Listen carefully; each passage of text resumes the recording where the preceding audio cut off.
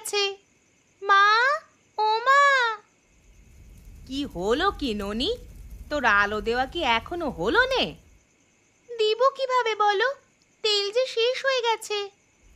যেটুকু আছে তাই দিয়ে শোবার ঘরে প্রদীপ দে। আজকে আর বেশি রাত করা যাবে না, খেয়েই শুয়ে পড়তে হবে। বাবা যে এখনো কাজ থেকে ফেরেনি মা, কখন খাবো আর কখনই বা ঘুমাবো? বলি, তোর কি আর খাই খাই স্বভাবটা যাবে না ননি? একে তো দেখছিস গায়ে আকাল পড়েছে, তার ওপর দিনভর কেবল খাই খাই। তুমি তো জানো আমি ক্ষুধা সহ্য করতে পারি না। তোমরা একটু কম খেয়ে আমার জন্য রাখলে হয় না? আমি আর তোর বাবা কতটুকু খাই তা দেখেছিস কখনো? আধ পেটা খেয়ে তোকে খাওয়াচ্ছি, তবুও তোর খিদের কুল পাই না। তোমার তো এত কষ্ট করতে হয় না মা, বাবা একটু বেশি করে বাজার আনলে তো হয়। সেটা তোর বাবাকে গিয়ে বল। পাজি মেয়ে, সারা গাঁয়ে যে ভাতের অভাব সেটা তুমি এখনো বুঝো না? ওই তো, ওই তো বাবা এসেছে। বাবা, ও বাবা, আজ কি কি এনেছো গো হাট থেকে? তেমন কিছু আনতে পারিনি রে মা, সারাদিন কাজ করে কেবল কষের চাল এনেছি। তা তোমার ফিরতে এত দেরি হলো কেন? সেই দুপুরে ফিরবার কথা ছিল। কি করব বলো গিন্নি, কাজ খুঁজতে খুঁজতে দূর গাঁয়ে গিয়েছি, সেখানেও একই হাল। ফসলের ক্ষেত খাঁ খাঁ করছে, কোথাও একদানা শস্য নেই। সারাদিন কাজ করে কটা চাল কলা আনতে পেরেছি। এতেই আমাদের কয়েকটা দিন হয়ে যাবে। এখন এসো, হাত মুখ ধুয়ে খেতে এসো। আর হাত মুখ ধুয়ে কাজ হবে না গিন্নি, স্নান না করে খাওয়া যাবে না। সারা শরীর ধুলোয় মাখামাখি হয়ে গেছে। গামছাটা দাও, আমি পুকুরে যাচ্ছি। এই শীতে পুকুরে জল নেই জানো তো। তুমি কুয়োর ধারে যাও, আমি জল গরম করে নিয়ে আসছি। তাই এসো। সে কি কাণ্ড! সবগুলো কলা খেয়ে ফেললি? পেটুক মেয়ে, খাবার পেলে কোনো কিছুর হুঁশ থাকে না। এগুলো সকালে খেলে কি হতো? খুব খিদে পেয়েছিল মা, তাই খেয়ে ফেলেছি। খেয়ে আমায় উদ্ধার করেছো। এখন এসো, জল নিয়ে বাবাকে দিয়ে এসো। আর একটু ডাল দিব? ভাতগুলো শুকনো খাচ্ছ যে। না না গিন্নি, আর লাগবে না, বাকিটা সকলের জন্য রেখে দাও, ননিকে খেতে দিও। সে আছে বাবা, তোমার মেয়ের খাবার আলাদা করে রাখা আছে। মা, আমাকে আরেকটু আলু ভাজি দিবে? ওটা খুব মজা হয়েছে। দিচ্ছি মা, দিচ্ছি। বউ, ও বউ, বলি ঘরে আছিস? বলি এত রাতে ঘর ছেড়ে কোথায় যাব পিসিমা? তা বাইরে দাঁড়িয়ে না থেকে ঘরে এসো, দরজা তো খোলাই আছে। আমি ভেবেছিলাম কোথাও গিয়েছিস হয়তো, অন্যদিন বারান্দায় আলো জ্বলে, আজ যে সব অন্ধকার। তেল শেষ হয়ে গেছে গো, তাই আলু দিতে পারিনি। কি করে তেল থাকবে বলো, তেলের যা দাম, আলো জ্বালালে আর পেটে ভাত জুটবে না। তবুও তোরা দুবেলা খেতে পারছিস বাবা, কিন্তু আমি যে আধ পেটা খেয়ে দিন কাটাচ্ছি। আগে বাড়ি বাড়ি ভিক্ষে করে কিছু চাল পেতাম, কিন্তু এখন সারা গাঁ ঘুরলেও এক মুঠো চাল পাইনে। পাবে কি করে, সবারই তো একই সমস্যা। তা হঠাৎ আমার বাড়িতে কেন, কোনো দরকারে এসেছিলে নাকি? ঘরে দুদিন ধরে উনুন জ্বলে না বাবা, এই কদিন ধরে ওই খই মুড়ি খেয়ে চলছি। আজ সকালে সেগুলো শেষ হয়ে গেছে, তাই তোর বাড়িতে দুটো ভাত খেতে এসেছি। তা দুপুরে এলে না কেন? ও বাড়ি ফেরেনি, সেই ভাতগুলো ননি সন্ধ্যা করে খেলো। আমি কি আর জানি এত সব? তা ভাত আছে হাঁড়িতে? সে আছে, তুমি বসো, আমি এক্ষুনি ভাত বেড়ে দিচ্ছি। আজ আর তেমন কিছু করিনি গো পিসিমা, আলু ভাজি আর ডাল আছে। বেশ বেশ, এতেই আমার হয়ে যাবে মা। তা গোপাল এখন কি কাজ করছিস? হ্যাঁ, তোকে বড় দেখি না যে গায়ে। আগে তো আমার বাড়ির সামনে দিয়ে মাঠে যেতি। এখন ভিন গায়ে কাজ করি পিসি, মাঠে তো কিছুই ফললো না। ফলবে কি করে? নদী যে শুকিয়ে কাঠ হয়ে গেছে। জল না পেলে কি ফসল বাঁচে? ও পিসি, ভাত যে ঠান্ডা হয়ে গেল, কথা রেখে আগে খেয়ে নাও তো দেখি। হ্যাঁ হ্যাঁ, এই শীতের দিনে গরম ভাতের মজাই আলাদা। আহ, 2 দিন পর ভাত খাচ্ছি। হ্যাঁ পিসি, কালকেও চলে এসো সকালবেলা। আসবো মা, আসবো। তোরা বলেছিস যখন, আমি কি আর না এসে পারি?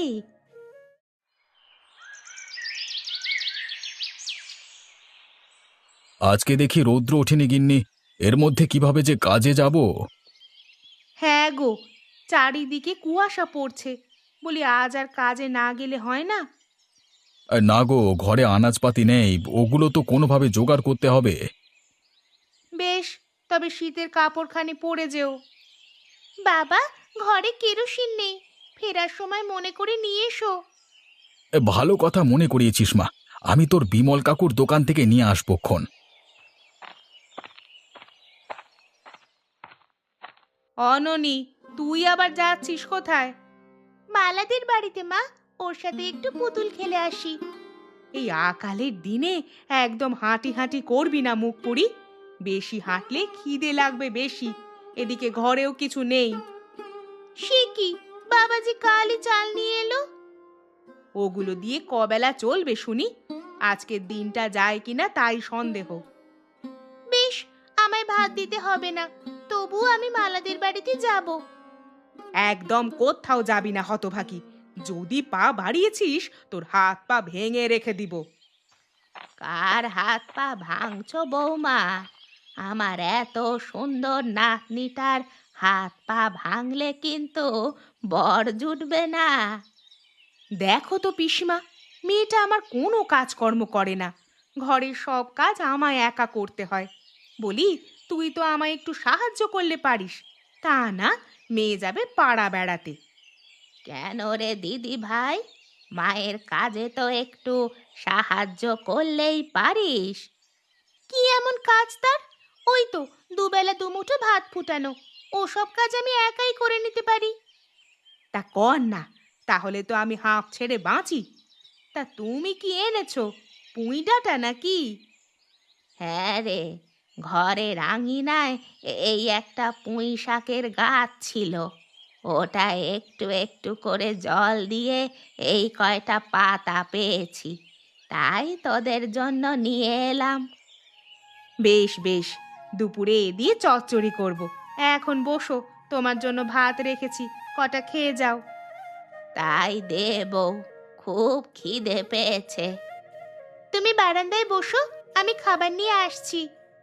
কে বলে নাতনি আমার কাজ করে না? দেখলে তো বউ কিভাবে কাজ করছে। আহারে, কত মানুষ আমার নৌকায় পার হতো, আজকে জল না থাকায় কেউ আর নৌকায় ওঠে না, সবাই পায়ে হেঁটে পার হয়ে যায়। আরে ও মাঝি, কি বিড়বিড় করছো, মন্ত্রতন্ত্র আওড়াচ্ছ নাকি? এই মন্ত্রে এই নদীতে জল আসবে না দাদা, এ বিধাতার অভিশাপ, না হলে কি এমন ভরা নদীর জল শুকিয়ে যায়? তাই ভাবছি, এই নদীতে কত সুন্দর জল ছিল, হাটবারে এই নদী দিয়ে কত শত নৌকা আসতো, আজকে সেসব কিছুই নেই। জল না থাকায় ফসলও হচ্ছে না, মালামাল না আনতে পারায় হাটও উঠে যাচ্ছে। তোমার কি মনে হয় দাদা, কেন নদীর জলটা শুকিয়ে গেল বলো তো? ওই যে বললে বিধাতার অভিশাপ, তাই হবে হয়তো। তা তুমি কি কাজ করো এখন? কি কাজ করব দাদা, নৌকা চালানো ছাড়া তো কোনো কাজই পারি না, সারাদিন এই নদীর তীরে এসে বসে থাকি। দুঃখ করো না মাঝি, তোমার কপাল ফিরবে, দেখবে অবিলম্বে এই নদী ভরে উঠবে। তাই যেন হয় দাদা, তাই যেন হয়। তা তুমি যাচ্ছ কোথায়? আমি যাচ্ছি ভিন গায়ে কাজের সন্ধানে, এ গা ও গা ঘুরে কিছু একটা কাজ করে সংসার চালাচ্ছি। বেশ বেশ, যাও তবে।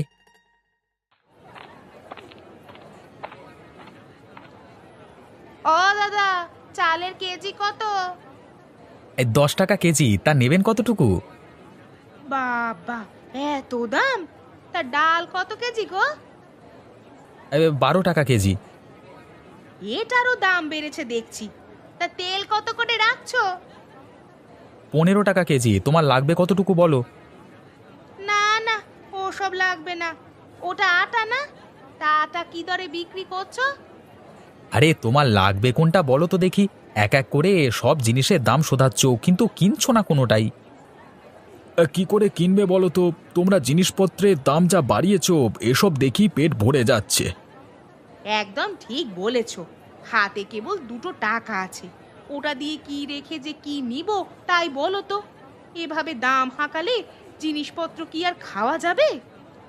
আমি কি করব বলো? সারা দেশের তো একই অবস্থা, কোথাও কিছু নেই, চারিদিকে হাহাকার। তা তোমার কি লাগবে বলো? আমাকে 1 শিশি কেরোসিন দাও। দাম কিন্তু 1 টাকা বেড়েছে। তাই দাও, দাম বাড়লে তো আর অন্ধকারে থাকা যাবে না। না, এভাবে আর চলছে না গো। একবার রায় মশাইয়ের কাছে যেতে হবে। তা রায়বাবুই বা করবেন কি? তারাও তো মাঠের পর মাঠ বিরান পড়ে আছে। তবু তো বুদ্ধি দিয়ে আমাদের সাহায্য করতে পারবেন। তিনি অভিজ্ঞ মানুষ, তার বুদ্ধি আমাদের থেকে ঢের বেশি। বেশ, চলো তবে একদিন সবাই মিলে তার কাছে যাই। আগামীকালই যাওয়া যাক, আর দেরি করা ঠিক হবে না। বেশ, আমাদের দোকানে যারা আসবে তাদের আমি বলে দেব, কেমন? এই নাও তোমার টাকা, আমিও যাদের পাই বলে দেব। সবই তো শুনলেন বাবু মশাই, এখন বলুন আমরা কি করে বাঁচব? আমি কি আর বলবো বলো, আমারও তো একই অবস্থা। মাঠে ফসল নেই, ঘরে ভাত নেই, গরুগুলো ঘাসের অভাবে শুকিয়ে মরছে। ওই নদীটা, যদি একবার নদীটাতে জল আনানো যেত তাহলে আর কোনো সমস্যা থাকতো না। নদী খনন করলে কেমন হয়? খনন করলে যদি একটু জল পাওয়া যায়। তা কখনো হয় নাকি? এত বড় নদী খুঁড়ে কি আর কুল পাওয়া যাবে? হয়েছে হয়েছে, এই নদী কালিনী নদী, আগেও খোঁড়া হয়েছে। আমার বাবার মুখে শুনেছিলাম, অনেক আগে একবার এই নদী খোঁড়া গিয়েছিল। তুমি তো তখন ছিলে গয়াবুড়ি। হ্যাঁ বাবা, ছিলাম। তখন কেবল নতুন বউ হয়ে এ গায়ে এসেছি। সেবারও এখনকার মতো আকাল পড়েছিল। নদীতেও 1 ফোঁটা জল ছিল না। তখন তোমার দাদা মশাই সবাইকে নিয়ে নদী খনন করতে শুরু করলো। কতদিন লেগেছিল গো নদীটি খনন করতে? তখন তো আর এত মানুষ ছিল না, এই 1 মাসের মতো সময় লেগেছিল। নদী খনন করবার পর জল এসেছিল সেটা বলো পিসিমা। হ্যাঁ রে, জল এসেছিল, কিন্তু সে জল অনেক দিন ব্যবহার করা যায় না। কেন ব্যবহার করা যায়নি? জলে কেরোসিনের গন্ধ ছিল, মুখে দিলেই গা গুলিয়ে উঠত। মুখে না দেওয়া যায়, ফসলের মাঠে তো ব্যবহার করা যাবে, কি বলেন বাবু? হ্যাঁ বিমল, তুমি ঠিকই বলেছ, এই নদী খুঁড়তেই হবে। কুবের, তুমি জেলে পাড়ার সবাইকে বলে দাও, আর অন্যরা নিজ নিজ পাড়ার সবাইকে বলবে কালকে সকালে যেন কোদাল আর ঝুড়ি নিয়ে নদীতে থাকে, কেমন? বেশ বেশ, আমরা আজই সবাইকে জানিয়ে দেব। যাক, এতদিন একটু নিশ্চিন্ত হলাম। জল এনে মনের সুখে নৌকা চালাতে পারবো। আমারও কষ্ট কমে যাবে। নদীর তীরে হাট বসলে সেখান থেকেই দোকানের জিনিসপত্র কেনা যাবে। সবচেয়ে বেশি বাঁচবে এ গাঁয়ের সাধারণ মানুষ। তারা নদীর জল দিয়ে চাষ করে সোনালী ফসল ঘরে তুলতে পারবে। ঠিক বলেছেন বাবু। এখন চলো সবাই, আমরা কালকের জন্য প্রস্তুতি নিই।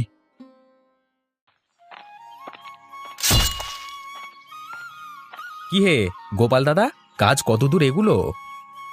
কাজ তো শুরু হলো কেবল। তা তোমার এত দেরি হলো কেন? আর বলো না, বউ বাচ্চাদের নিয়ে এলাম, সবাই কাজ করলে তাড়াতাড়ি এগুবে। বেশ বেশ বেশ, আমিও সবাইকে নিয়ে এসেছি। বাবা, বুড়িমাও এসেছে দেখছি। হ্যাঁ গো, উনি সেই সকাল থেকে নদীর তীরে এসে বসে আছেন, কখন জল উঠবে তাই দেখবার জন্য বসে আছে। কাজ শুরু করে দিয়েছো তোমরা? ভালো ভালো, এভাবে কাজ করলে খুব দ্রুত নদী খনন হয়ে যাবে। হ্যাঁ রায়বাবু, যত তাড়াতাড়ি হবে আমাদের জন্য ততই ভালো হবে। হ্যাঁ, জল পেলেই মাঠে চাষ শুরু করে দেব। গায়ের সবাইকে এসেছে, কেউ না এলে আমাকে বলবে, পাইক পাঠিয়ে নিয়ে আসবো। সবাই এসেছে বাবু, ছেলে বুড়ো কেউ বাদ যায়নি। ওই দেখুন, গয়া পিসি এই শীতে এসে বসে আছে। ভালো ভালো, ওদের দেখে তোমরা অনুপ্রেরণা পাবে। তাহলে কাজ করো, আমি সবার দুপুরের খাবারের ব্যবস্থা করছি। এর মধ্যে আপনি আবার কষ্ট করে শুধু শুধু খাবারের আয়োজন করতে যাবেন কেন? এখানে অনেকে দিন এনে দিন খায়, তাদের যদি আহার না করায় তাহলে না খেয়ে থাকবে, বুঝলে? তাই ভালো হবে বাবু, তাহলে সবাই নিশ্চিন্ত মনে কাজ করতে পারবে।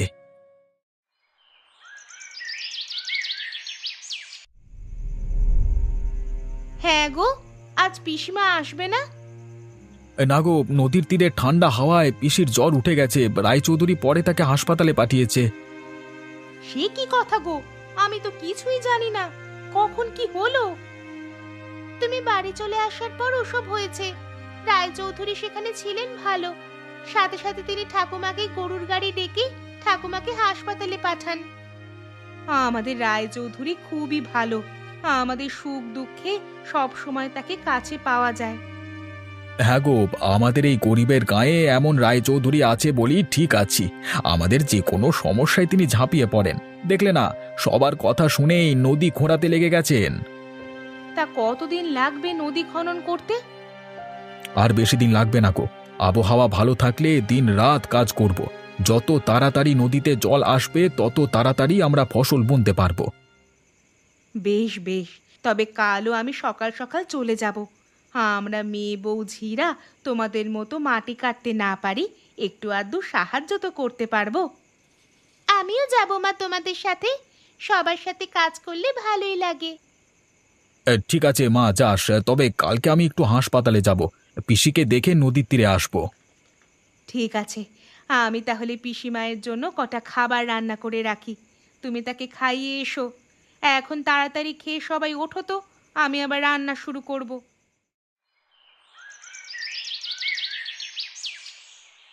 হ্যাঁ গো, তুমি হাসপাতালে গিয়ে বেশি দেরি করো না যেন, তাড়াতাড়ি ফিরে এসো। ঠিক আছে গিন্নি, আমি যাব আর আসবো। তোমরা কটা খেয়ে নদীতে চলে যেও, কেমন? সে তোমার বলতে হবে না বাবা, আমরা চলে যাব। গোপাল, ওয়ে গোপাল, ঘরে আছো? আগে বাবু, এক্ষুনি বের হচ্ছি, একটু হাসপাতালে যাব। তা আপনি হঠাৎ? আমি সবাইকে ডেকে তুলছি, তারপর একটু হাসপাতালে যাব, বুড়িকে দেখে আসবার দরকার তো। আমিও তো হাসপাতালেই যাচ্ছিলাম পিসির জন্য খাবার নিয়ে। তাহলে আপনি খাবারগুলো নিয়ে যান, আমরা নদীতে চলে যাই। তাই ভালো হবে, তোমরা গেলে তাড়াতাড়ি কাজ শুরু হবে। আমি হাসপাতালে গিয়েই নদীর তীরে ফিরব। পিসির শরীর ভালো থাকলে তাকে নিয়ে আসবেন বাবু, তিনি ছাড়া সব কিছু খালি খালি থাকে। বেশ বেশ, ওর শরীর ভালো থাকলে আমি নিয়ে আসব। এখন যাই তবে, কেমন? চলো গিন্নি, আমরাও আর দেরি না করে কটা খেয়ে নদীতে চলে যাই। হ্যাঁ হ্যাঁ, তাই চলো। গোপাল দাদা, তোমরা এতক্ষণে এলে? এদিকে তো এক কাণ্ড ঘটে যাচ্ছে। কি হলো কুবের? আর বলো না, নদীর নিচ থেকে কেমন এক শব্দ হচ্ছে, মনে হচ্ছে নদীর নিচে পানি আছে। নদীর নিচে পানি আছে? বলো কি? তুমি মাটিতে কান দিয়ে শোনো না, কেমন জানি একটা ঝর্ণার মতো শব্দ করছে। তাই তো রে, আমার মন বলছে এই নদীর নিচে আরেকটি পাতাল নদী আছে, তাই জন্যই আমাদের নদীতে জল থাকে না। এখন উপায়? উপায় একটাই, এই নদী ঘুরে পাতাল থেকে জল বের করতে হবে। সে তো আর বেশি দূরে নয়, কয়েক কোদাল মাটি তুললেই সেই জলের সন্ধান পাওয়া যাবে। তবে তাই করো, এক্ষুনি সবাই কাজে লেগে যাও।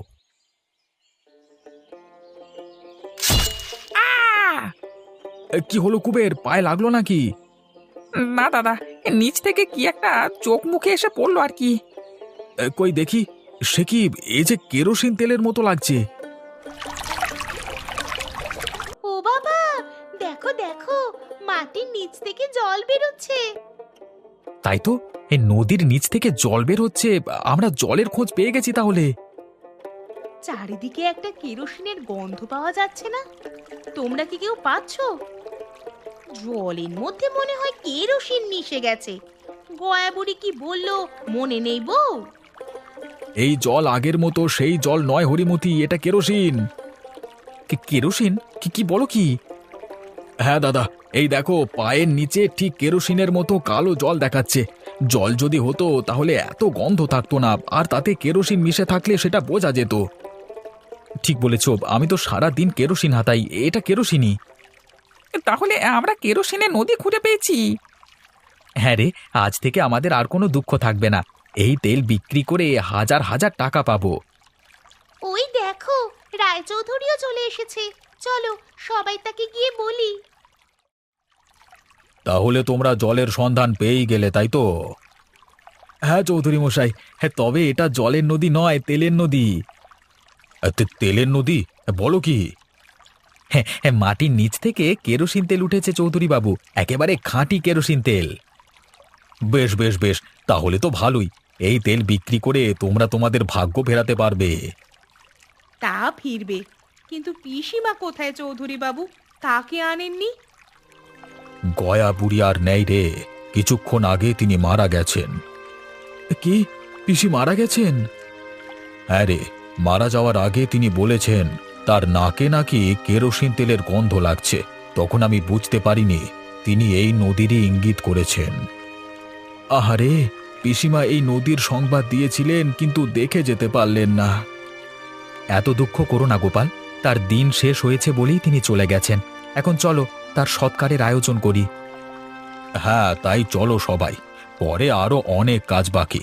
শহরে সংবাদ দিয়ে আমাদের এই তেল বিক্রির বন্দোবস্ত করতে হবে।